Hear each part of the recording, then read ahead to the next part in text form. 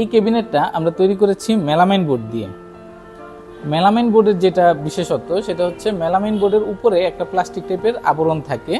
এখানে দেখতে পাচ্ছেন একটা সাদা সারফেস, এটা আবার কাঠ কালারের সারফেস আছে, বিভিন্ন ধরনের সারফেস আছে মেলামাইন বোর্ডের।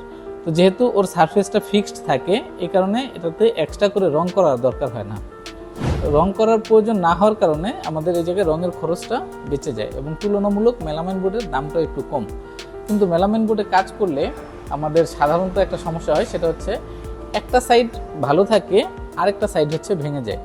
তো এটা যদি খুব বেশি ভালো মেশিনে কাজ করা হয় তখন হয়তো যেগুলো 3টা ব্লেড থাকে যে সমস্ত মেশিনে, ওই সমস্ত মেশিন দিয়ে কাজ করলে তখন কোনো সাইড আসলে ভাঙে না, দুই সাইডের ফিনিশিংটা খুব ভালো থাকে।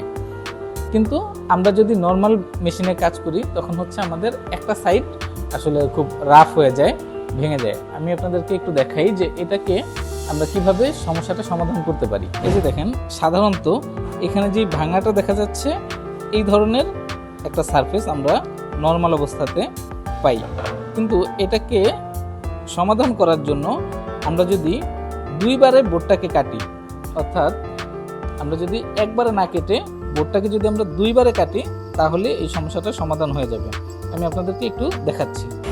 আমরা যখন একবারে বোর্ডটাকে কাটি তখন সাধারণত নিচের অংশটা এরকম ভেঙে যায়, নিচের অংশটা এরকম ভেঙে যায় আর উপরের অংশটা এরকম ফ্রেশ থাকে।